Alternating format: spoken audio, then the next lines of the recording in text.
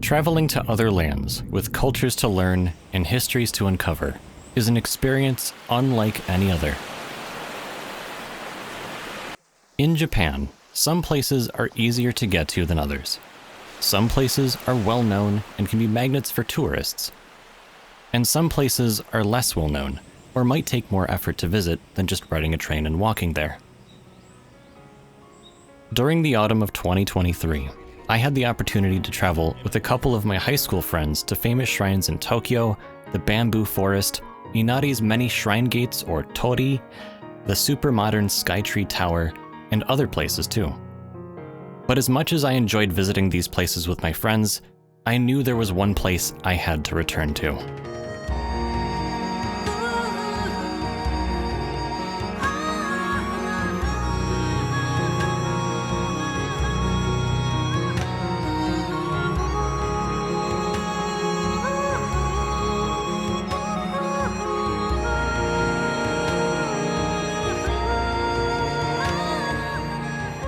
Six years ago, in 2017, I visited the town of Suwa, located in the Nagano prefecture in central Japan.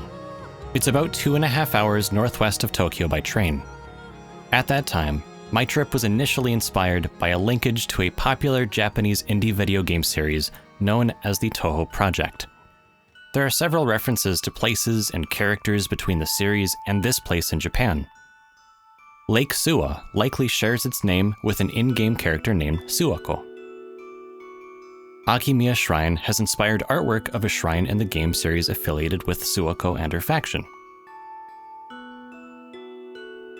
Mount Moria, located to the southwest of the lake, shares a name with the aforementioned in-game shrine called Moria Shrine. And if you haven't watched the first video titled Journey to Gensokyo, consider watching that one before diving into this one. However, that trip in 2017 was done more or less on a whim and a rumor. I knew relatively little about the area, other than there were some shrines to visit. Looking back, it seems silly, but despite being short on time for leaving later in the day and following street signs instead of a map or a phone, it was a fun experience. And I looked forward to the day I could return with more knowledge and a better plan. This time, the plan was to visit all 4 shrines in a single day.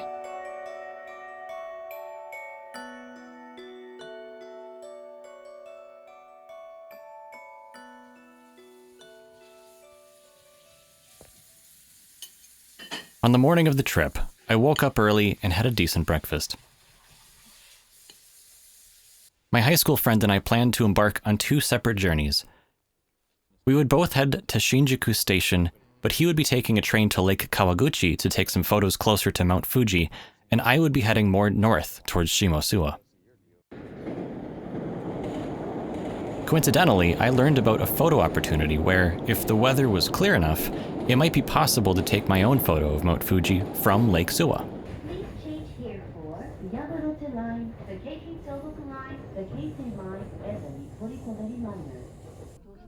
After arriving at Shinjuku Station, I headed for the Chuo Line's train platform where I would take the Azusa Limited Express train bound for Matsumoto.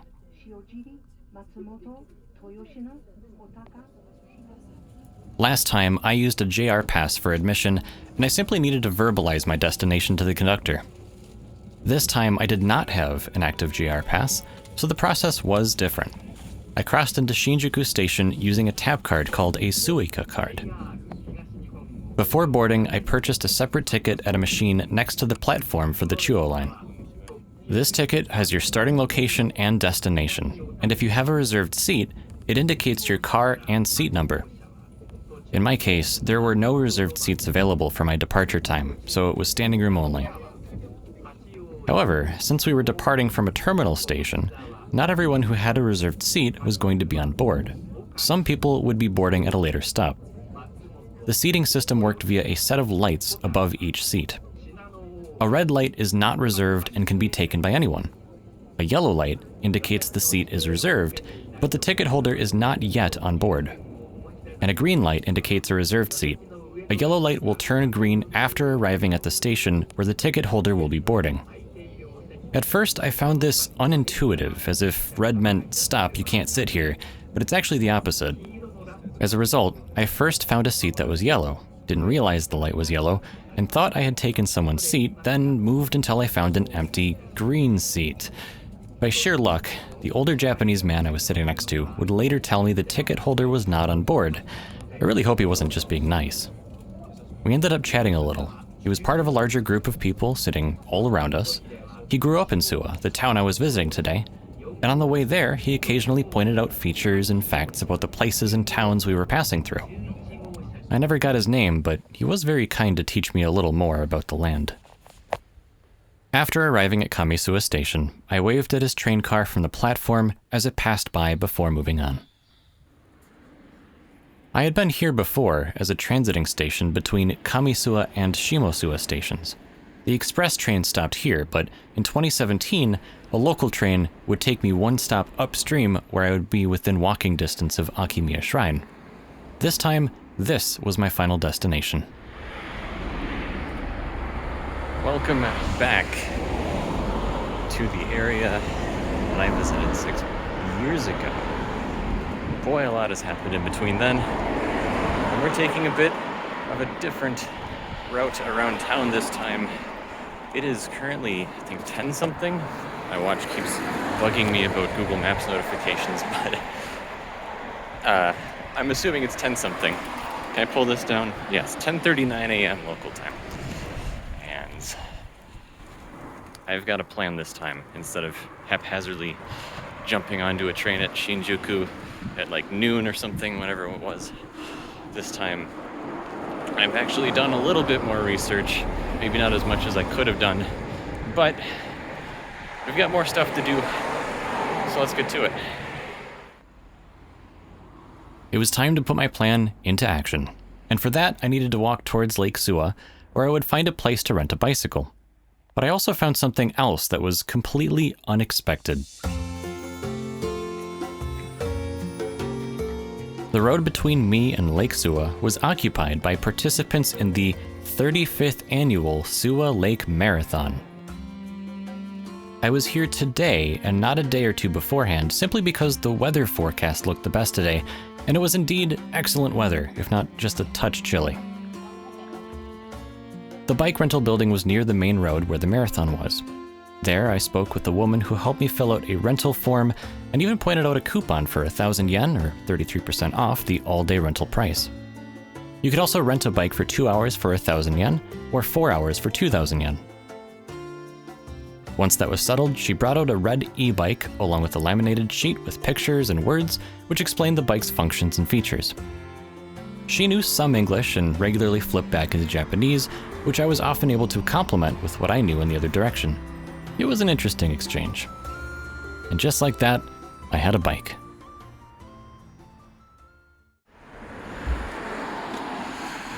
Look at the thing to see if it's recording.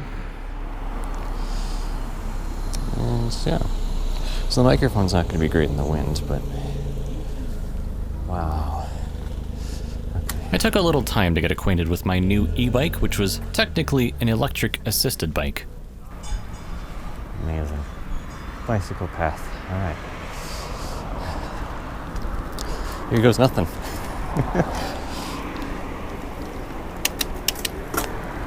It's been a while since I've been on a bike. There were 5 speeds, which lent increasing levels of assistance, and this ended up being particularly helpful on hills and steep inclines.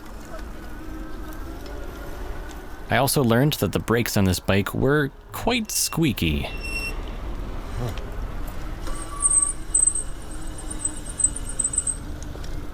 I would try to deal with this throughout my trip by braking more gradually and riding a bit slower than I otherwise would have, but as you'll see throughout this trip, making a bunch of noise was often unavoidable.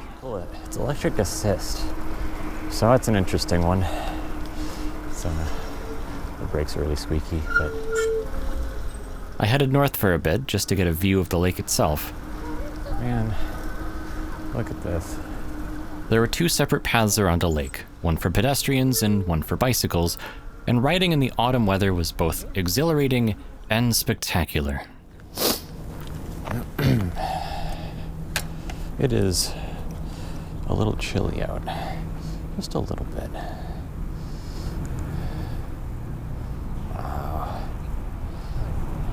So here's kind of looking at this area, South Suwa. Oh, we're south of the lake, right? We're not really south of the lake, we're actually east of the lake. That's where I picked up the bike, not too far from here. Okay. But now I have to go south. I kind of want to just get this out of the way. How about Takashima Castle? It closes at 4:30. We can try that. Directions, and I already checked this ahead of time, but there aren't bicycle optimized instructions, so you're basically going to be looking at pedestrian instructions and then kind of using your own judgment. Alright, so I'm going to lock it in for the castle first, and then we'll see if there's an easy way to get to the first shrine. We'll talk about that later. In most of Japan, the leaves turn color later in the season than they do where I'm from in the Midwest US. And in Tokyo, things were still mostly green, but apparently central Japan turns a bit sooner, yielding all the colors of the season with a mix of greens, yellows, oranges, and reds. I wasn't too early to experience the autumn colors, and certainly not too late. Even happening right now. See the trees behind me? They're yellow.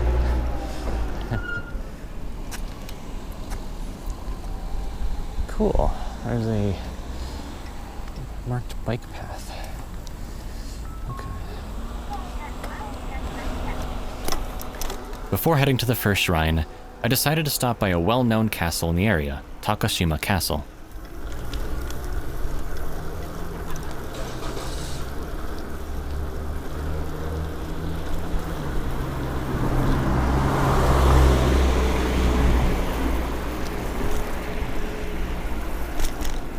Two bridges, then first left.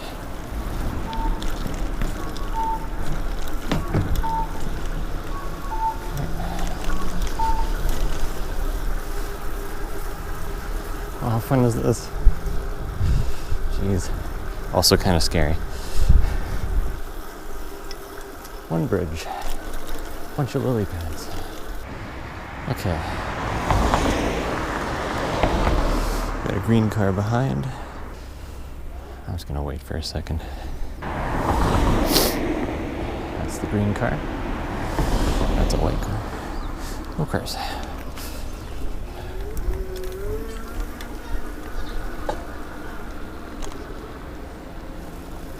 Okay, second bridge. This light will be to the left.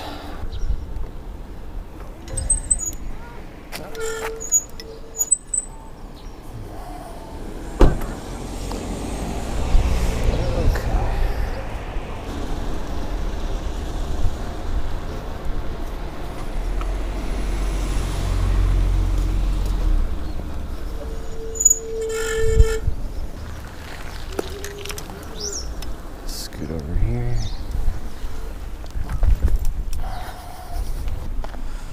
Alright, take a photo of the... Where are we looking? Oh, okay, cool. This actually is for the castle. And then... legal dumping. Oh. Yeah. Garbage is bad. Alright, it's 11:50. Head to the castle.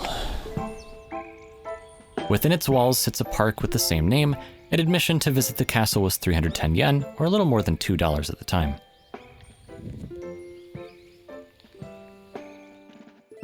I had to translate my way through much of the castle's signage inside, but I ended up learning more about the history of the castle and the people of the time.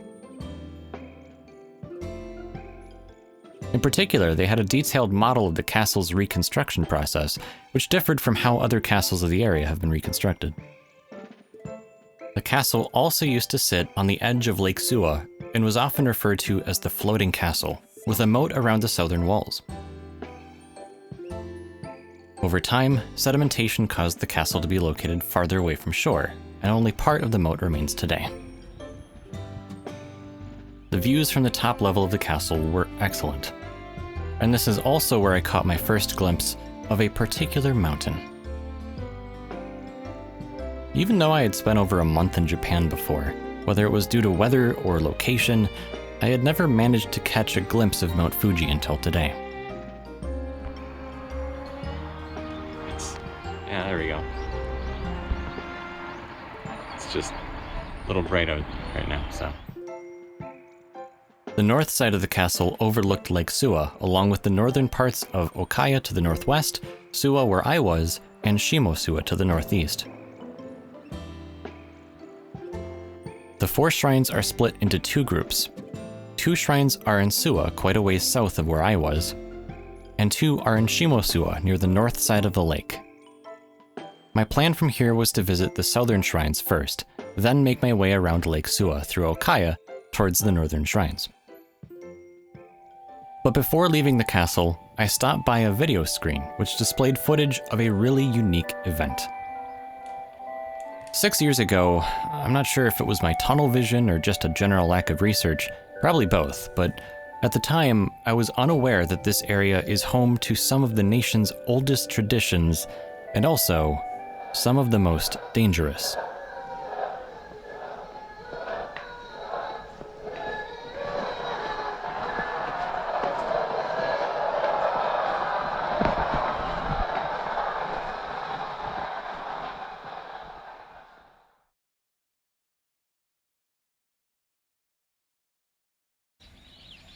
Obviously, this was something new to look for when visiting the shrines today, and it was time to head out.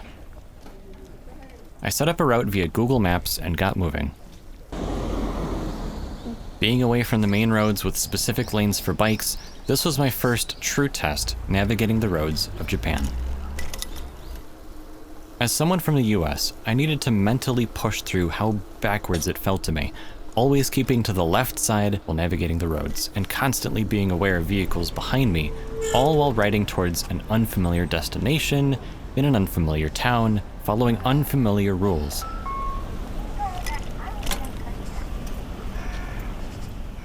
On my way, I found myself behind a couple other cyclists who I ended up following for additional cues for where to ride. Yeah, sure. Eventually, they turned down a more rural road with less traffic and no road markings, and though it differed from Google's suggested route, it looked like an easier way forward, so I ended up doing the same. Huh. I think it avoids a lot of the main roads, so it's probably a good move. There you go.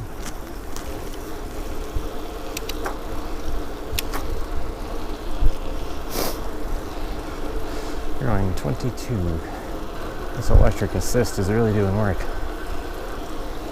What an absolutely wonderful day to do this. It's amazing. Yeah, I was right. It's a great path because there's no traffic back here.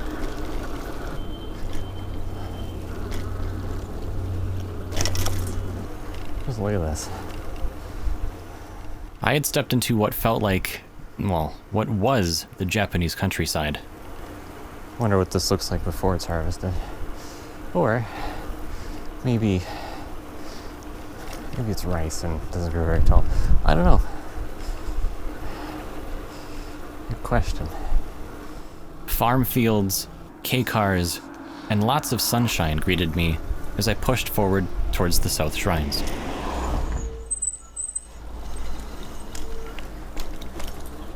Can you imagine if your driveway was a bridge?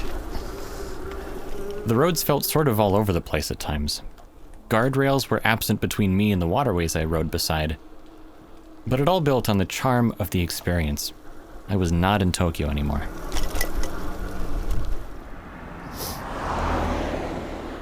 It was also a little unsettling with how quiet some of the vehicles were. Japan has a higher ratio of quieter hybrid and electric vehicles, which can easily sneak up on you. Cars are used to going around people. Drivers are used to watching out for pedestrians and bicyclists, but I'm not used to that. I do everything I can to make myself safe, I guess. Oh, there's a car behind me.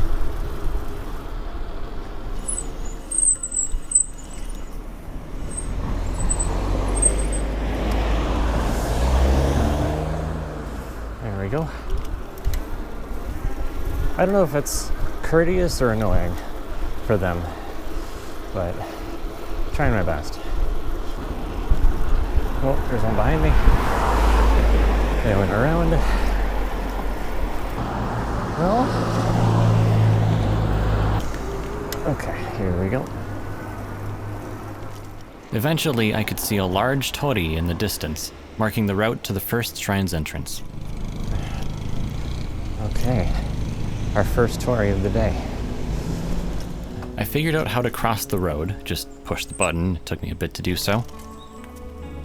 Found a place to park.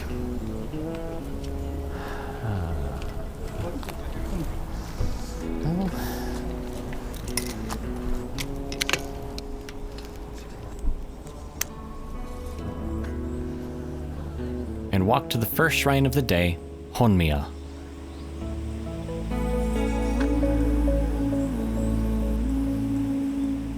The shrine has a large white torii, or gate, denoting the entrance. Past the gate, there's a staircase that leads up to the central area where you can find a small shrine office, a place to make an offering, other buildings, and a place where ema are posted. Ema are wooden boards where one's wishes and hopes for the future are often written. But as I learned from last time, you can also find illustrations of characters from the Touhou Project series, which is a neat way of decorating an ema. Once again, I found ema with characters and items from the series, and it was common to find a specific subset of characters who had ties to the area. One thing I'd read about when researching more about the 4 shrines was that it was possible to collect stamps as you visit each shrine. There are multiple websites that make reference to this. When I entered the central area of Honmiya, I approached one of the shrine maidens, or Mikos, and asked about it using a translator. She asked one of the others about it, and unfortunately, neither one of them knew what I was asking about. However, she did end up giving me a booklet containing information about the shrines, their history, and about the broader area, which has helped me add to the story. Before departing, I bought a small charm called an omamori, which looks somewhat like a bag with a couple strings to tie it closed. People will sometimes carry one with them for good luck and protection, with one tradition being to return old omamori to the shrine where it came from when it is no longer needed. It's also fine to hang on to them for an extended period of time, and for my sake, I just wanted to bring part of this place with me. Outside of the shrine area, evidence of a festival could be seen as booths lined at one side of the path adorned with very tall trees. On my left was a giant drum located in a building called Kagura Hall, and according to the book I had just picked up, the drum is struck only once a year on New Year's Day. Further down the path was another torii and more to see, but shortly after this, I returned to my bike and proceeded on to the next shrine.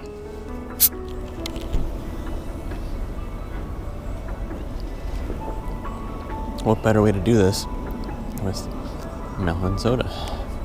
Okay, we gotta get out of here.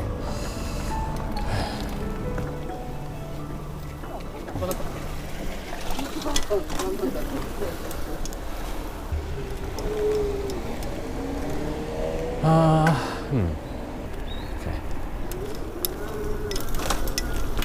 Here we are, apparently. Well, this is a separately listed shrine. This is far less than ideal. Go south before going north. I had originally intended to visit the southernmost shrine first so that I could continue northward, but my destinations mistakenly got flipped around in Google Maps somehow. So from here, I headed southward instead. What other side? The one saving grace here is that Harumiya and Akimiya are pretty close to one another, so I don't feel super... It's like, I think I'll get there. We'll be fine.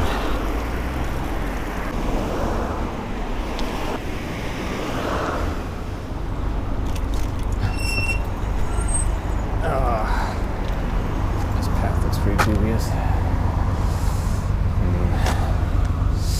Let's see. Well,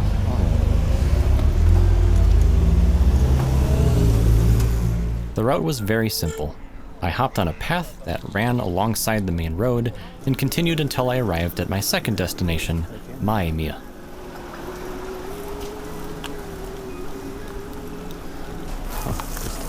Bring this back here for the moment.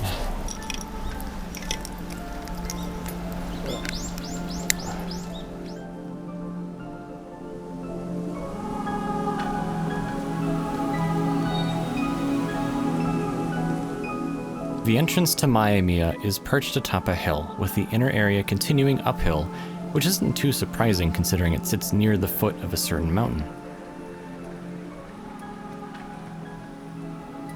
I found it a bit strange, but the featured shrines seemed to be located near the edge of the area rather than somewhere in the middle. The shrine sat next to a natural brook and was quite near a feature I'd only just read about a bit earlier. This log, which stands at the corner of Maemiya, is one of the 16 logs retrieved during the Onbashira festival just 1 year earlier. And it will continue to stand here for 5 more years until the next festival. Without having learned about the story behind these logs earlier, this would have just been another unique feature or a sort of decoration without any real significance. Off to the side is an open area leading uphill to a tree line, and a pathway leading into the forest of the mountain. This was the foot of the real-life Mount Moriya. Now I would like to posit to you an interesting fact. You can see everything behind me, below me, and everything up there above me. So I'm going to point this out. I'm going to be 90 degrees parallel to this blue sign. I know it doesn't look like it on camera, but I am like square with the post. This is as close as I'll ever get to Mount Moriya. I'm not walking up that hill, not walking up that mountain. There is, dare I say it, a bus. I know, it's not Lorful or whatever you want to call it. There is a bus that will get you closer to the shrine that is called Moriya Shrine. But if you look on Google, it's really just a really small thing. They have a cage around it to protect it against the elements. So it's nothing super grand, unlike the ones that we're seeing today. So that's why I'm here and not there. Let's continue and see how much sunlight we have by the time I get up north. Of the 2 southern Kamisha shrines, Maemiya Shrine has a main office located in a separate building. Akimiya Shrine has the main office for the Shimosha shrines in the north. Here, I waited in a short line to purchase my second omamori of the day, and I noticed that the person at the window had a fairly large stack of books. As I stood there, I watched them open a few books at a time, and then stamp pages in those books. It existed. Collecting stamps from the shrines existed, although what wasn't clear is where to get a stamp book, or if the Miko from earlier didn't know about it, where was I supposed to get a stamp at the other shrines? This left me with more questions than answers, and at this point it was too late to start collecting stamps, so instead I stuck to getting an omamori. I don't want these all to sound like I'm, turning desperate a little bit, but sunset isn't 6 anymore, it's like 5 something. So even though I got here at 10:30, it's 3:20 right now, and the day is zooming by.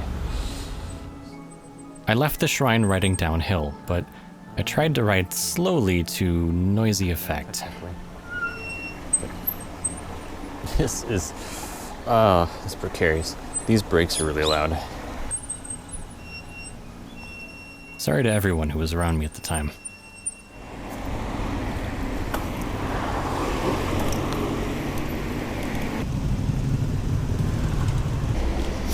Okay, I recognize those buildings. We're basically back where we were. No, that's not great.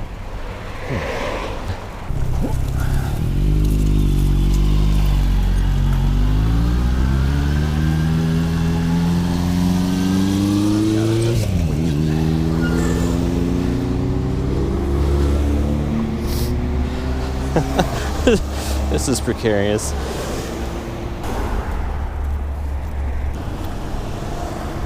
No crosswalks, really. Actually, we're still going straight, so. Alright.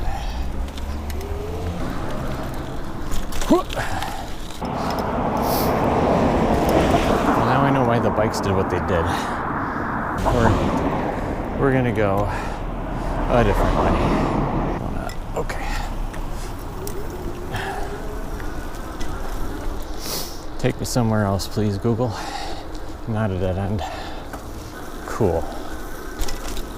See, this is much more enjoyable. Cool. That's good stuff. With the shadows becoming more visible and daylight starting to become a concern, I had a choice to make. Okay. My original plan was to ride around Lake Suwa by riding straight north towards Okaya, but aside from the daylight, I found another issue. That's... Where the heck? Oh, there's road construction. Oh, this is awful. I don't like this. Traffic in this area was made worse by construction north of me, where I wanted to travel through. Plus, it all appeared to be on main roads, which were often more challenging to navigate by bike. Go back a little bit, then take a left. Yeah, okay.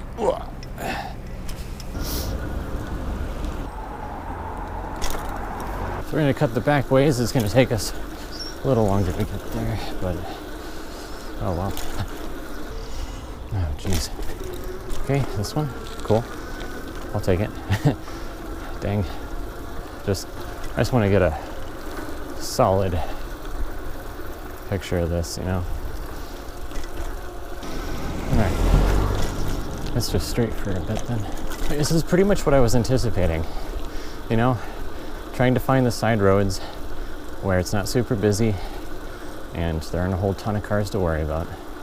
And in those areas, sometimes it's just easier to hop off your bike and be a pedestrian for a little bit. Okay. To confirm that this is going towards the lake still, it's going to put me anywhere near the lake, which I don't think it is. This then go... If you go along the river, then, well, it's probably easier.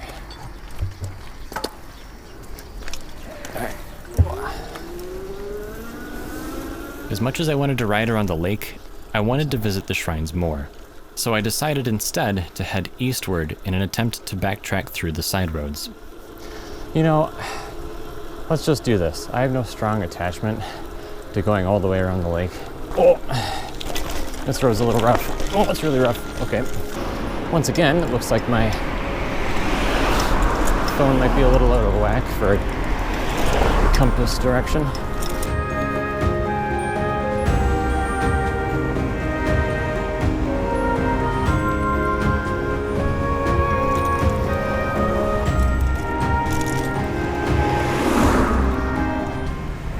You see the arrow's pointing not the right way. Sun's awfully low. I think the bicycle place closes at 6. That is something to consider.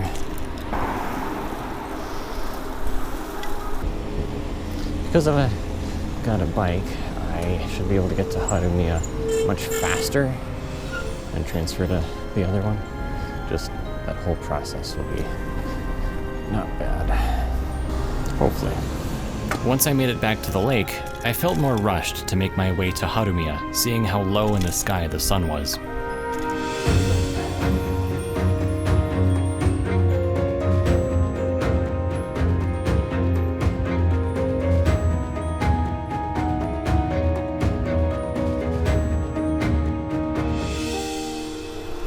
Canadian Rocky Steakhouse.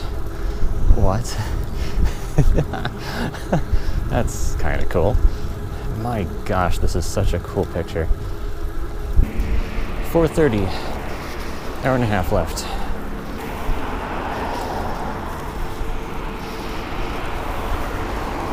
Feeling the burn a little bit. This e-assist is really great. 35 minutes walking. We'll get there in probably 10.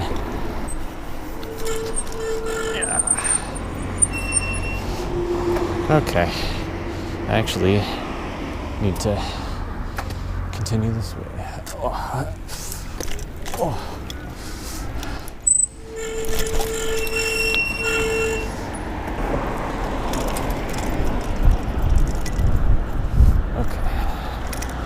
I had 2 more shrines to visit, the northern Shimosha shrines, and I knew roughly where I needed to go, leaving the rest to my phone's navigation. Okay. Oh, that's not even a road, it's a parking lot. Well, wait, can I go back here? Is this a road? Well, Google's saying it is, so must be. This is what? This is not a road. This is like a driveway. What is it? Seriously?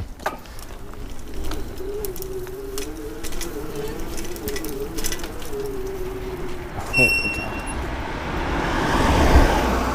Okay, sure.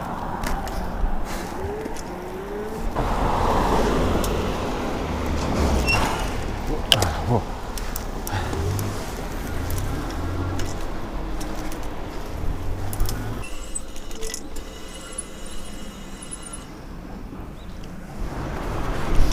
We're right on the edge of Shimosua Station.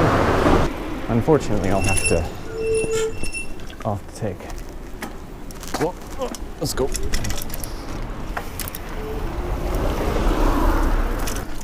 Okay. Let's go this way. I decided I would go to Harumiya first, since I'd already visited Akimiya in the daytime during my previous visit.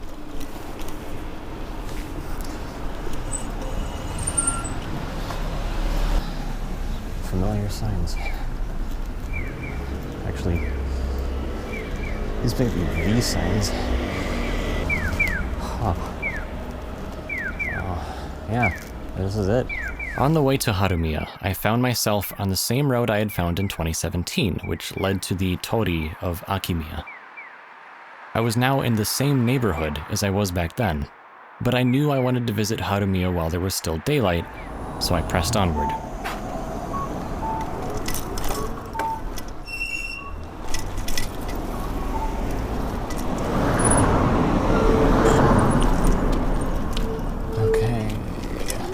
Here we go. So I've walked on some of these before. Which ones? I couldn't tell you. This was in the lead up to frantically trying to find the second shrine from last time. 10 minutes by bike, which means we should be basically walking up to it. If I go a couple streets over to the left, might be able to see the Tori leading up to it. It is cool because you get to see that bridge, but I've never been to this shrine in the daytime. We're gonna fix that. Hopefully. We're cutting it close. This should be the road.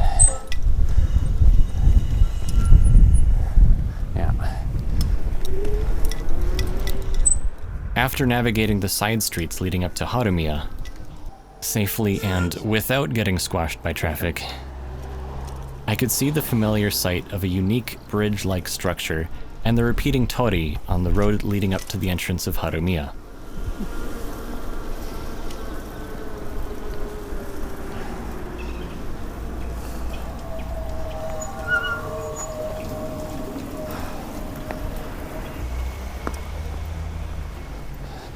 As I neared the entrance and parked my bike, I could hear a tune play in the distance.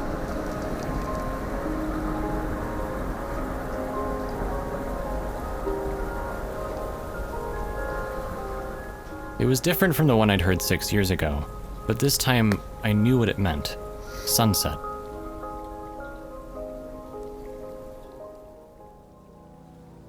I walked up the brick path leading to the central building at Harumiya.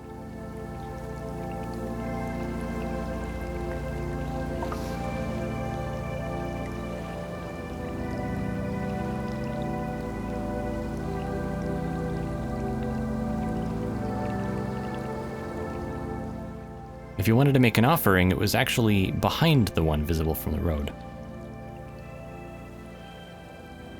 Here also, you could see the logs posted prominently in the rear corners of the fenced-in area. Again, had I not known what these were, I would have thought them mere decorations. Shortly after I had entered Harumiya, a car had started up from within the area and left through the front gate, which is probably when those tending to the shrine had left for the day. With the shrine office closed, I was unable to get an omamori from Harumiya. While I didn't have something to bring back with me at this point, I had made my offering, and now there was just one more place to go. To the beginning, where this adventure had started 6 years earlier. Okay, we're on. Let's go. The route from Harumiya to Akimiya was also fairly simple, but with a vertical aspect to it.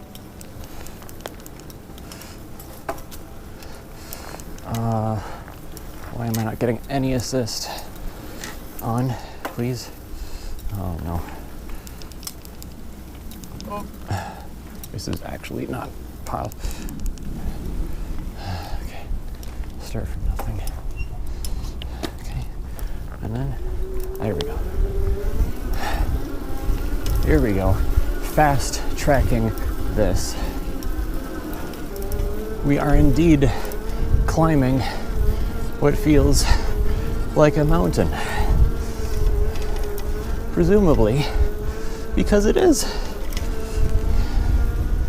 After traveling along the switchback road and making it to the national road, there was one turn to make before starting on the longest downhill segment of the entire journey. Where the heck am I going?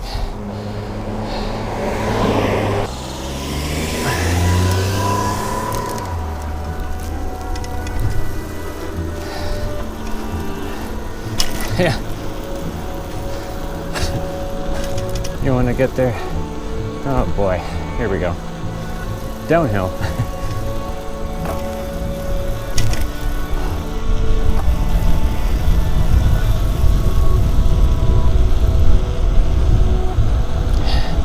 $32. It's 40 here. I'm almost. Oh man, well, that's scary.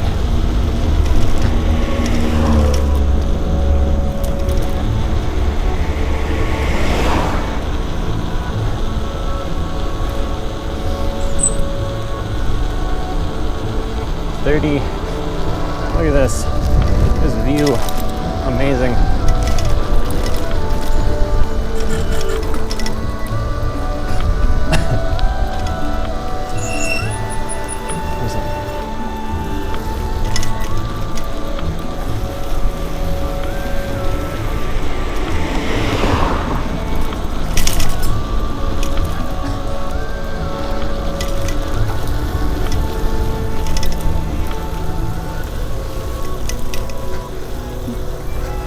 Alright, here's where I heard the music.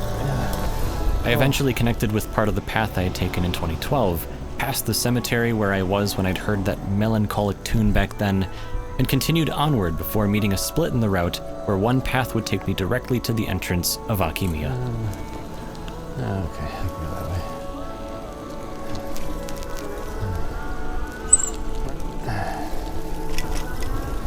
Approaching Akimiya from a different direction made me realize there's probably more to see on this side of the land.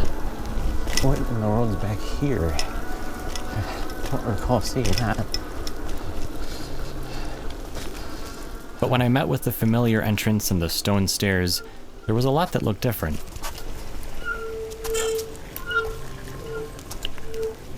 Oh.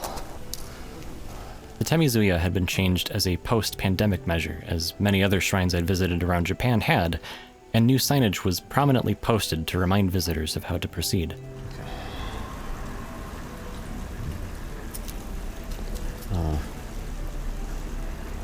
Let's see.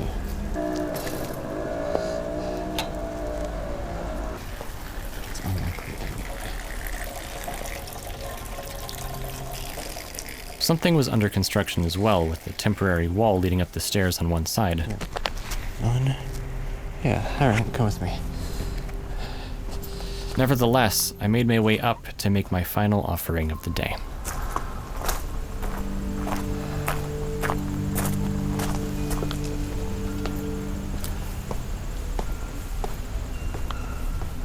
Big steps.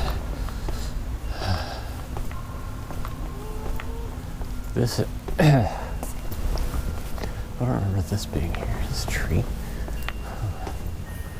These signs. This is all lit up. There was a large illuminated display that was new and honestly seemed a little out of place for any shrine grounds. Interesting.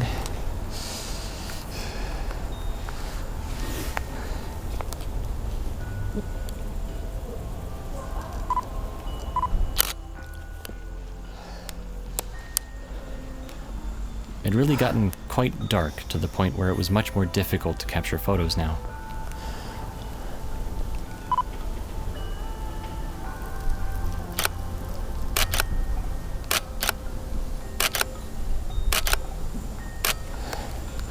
Okay, do my business and leave. Stepping up to Akimiya Shrine under its immense shimenawa, the decorative straw rope that adorned the front of the building, was just as intimidating as it was the first time.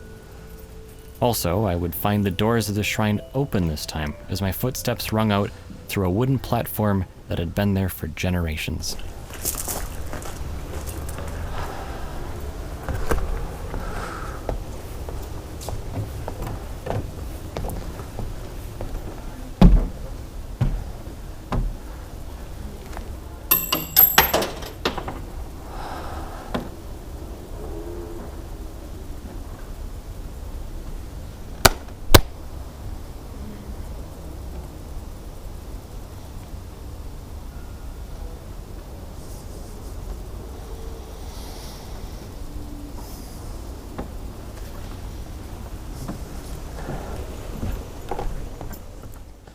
I'd also noticed what looked like festival booths being set up behind the main building.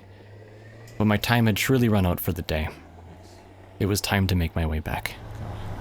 4.1 kilometers. Okay, we're still wrong. With half an hour remaining until the bike rental shop closed for the day, I needed to find the quickest way back. The navigation setting for bicycles was disabled in this area, so I needed to use pedestrian mode and then estimate my arrival time. It took about a third as much time as walking, so I estimated I would make it back about 10 minutes before closing time. Start 55, continue 6:27, 55 minutes. With the bike I should be able to make it. I was now thoroughly in the dark on a bike with no headlight.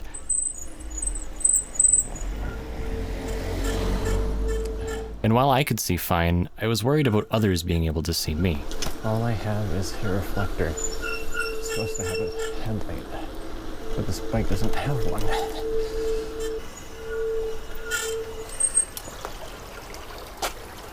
Okay.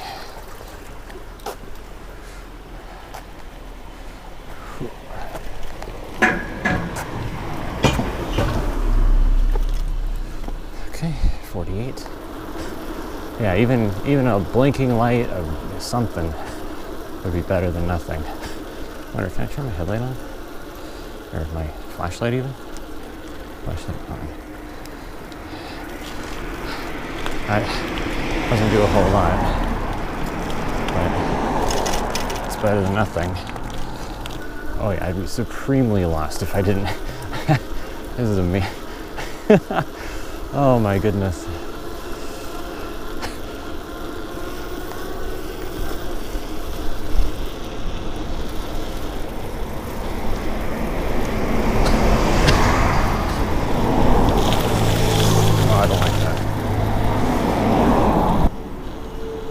Okay, we're getting there.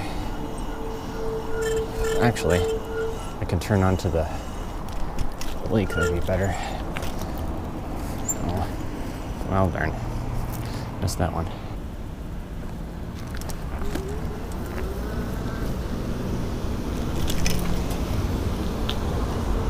It does actually help a tiny bit in illuminating the ground. Yeah, it's late.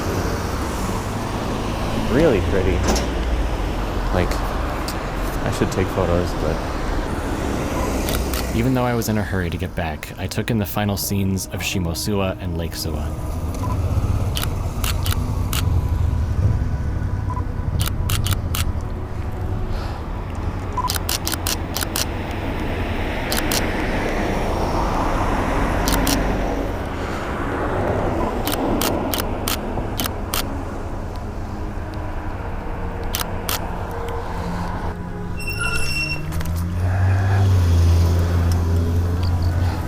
We gotta really breeze through this.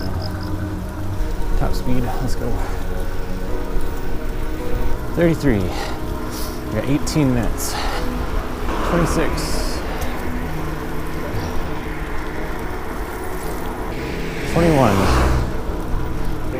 20. It's 15 to 6. ETA of 20 minutes. But that's walking. It really is. Oh, crud. I missed the changeover. There we go. 17.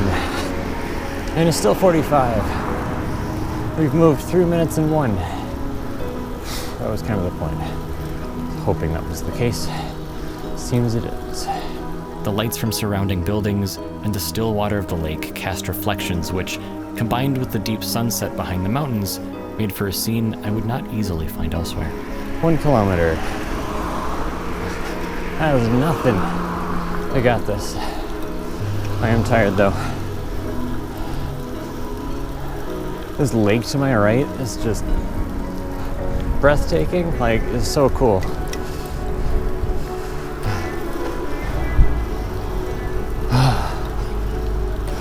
Not gonna risk anything at this point. Get this turned in and be done. Alright, 5 minutes.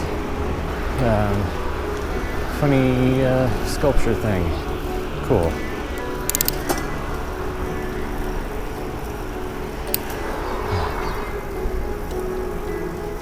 Oh, e-assist are just so good. 2 minutes. Turning shortly.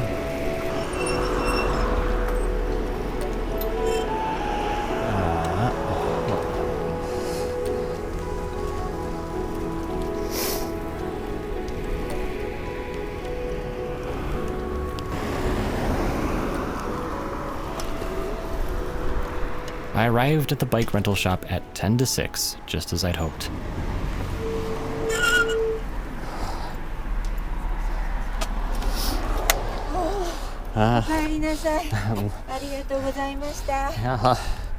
I gathered my phone, turned in the rental form I'd kept with me, and thanked the kind lady for helping make my day a memorable one. It truly made this trip. Oh. Walking seems so slow, but I was also pretty tired from riding around all day. Yes. Oh my gosh. My legs. Why have I done this to you? Well, I didn't get charms from all of them. Harumiya is still an enigma. But I visited all 4 shrines.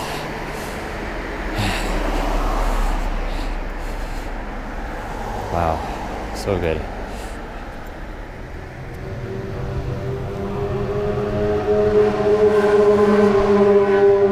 A lot of things in some of those bowls.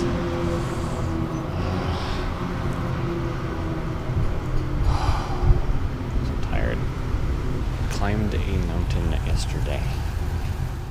I found a spot near a convenience store to sit and rest for a bit before heading back to the train station.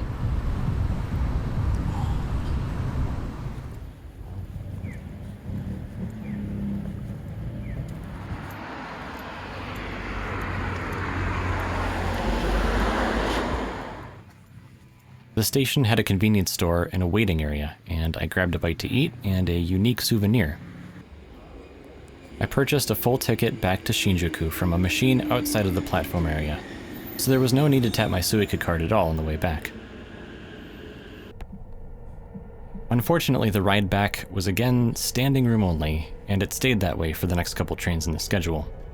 Since we were in the middle of the train's route and not at a terminal station, seating was much more full than it was coming from Tokyo. I spent most of my time on my feet leaning against a wall in one of the connecting areas of the train, but I did eventually find a seat a few stops before Shinjuku to give my weary legs a rest. During this trip, I accomplished most of what I set out to do, visit the 4 historic shrines of the area, but there were still a few loose threads to figure out. Where do I get a stamp book? It appeared more likely that they came from one of the shrines with the main office, like Maemiya or Akimiya, but I had only seen people with stamp books at Maemiya, and it wasn't clear if that's where one could be purchased. At the very least, I did see one could get a book stamped there. I still haven't been to Harumiya during actual daytime. It was bright enough when I was there, but the office had closed just beforehand, and I missed my opportunity to complete my collection of omamori. I left the area with omamori from 3 of the 4 shrines, 2 on this day, and 1 from my previous visit. I first visited this place in 2017, 6 years prior to this trip. A lot has happened since then, but as the world took its time to heal and things returned to something that resembled normal, I had another opportunity to journey here and several other places across Japan. I have my childhood friend to thank for that. I returned to Suwa this time armed with a little more knowledge and a rough idea of how to make more of my day than I had before.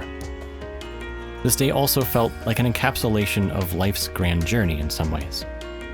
Traveling from Tokyo to Suwa was fraught with moments of uncertainty, and yet I pushed ever forward towards a destination. Once there, I encountered more unexpected things, got my bearings, explored new areas I hadn't planned for, learned new things, and then pushed onward towards accomplishing my goals. At some point, I knew I had made progress, but the day's shadows reminded me that my time was finite, and I had best get on with whatever else I wanted to do here. I made concessions, carved a new path for myself, and did my best to experience all I could. I know there are plenty of things I missed out on, and some things I wish I could have spent more time exploring. I hadn't been the most efficient with my time, and I wished I had done some things differently. But at the end of the day, literally, I was okay with everything I had managed to do, and happy for having the opportunity. They say the journey is just as important as the destination, and those moments in the Japanese countryside between shrines, riding around Suwa Lake, surrounded by autumn colors atop a mountainous landscape, that was something I didn't know I wanted to experience. Moments like these can be had by anyone who makes the journey, but the moments I've shared here will forever be uniquely mine, and I'm glad I was able to share some of them with you. If you ever get the opportunity to visit another country, especially one with a whole culture separate from the one you're familiar with, it's worth spending time learning about the land, the history, the people, things of cultural significance, and while you're there, try to absorb as much as you can. Immerse yourself as much as you're comfortable with, and find ways to make your journey uniquely yours.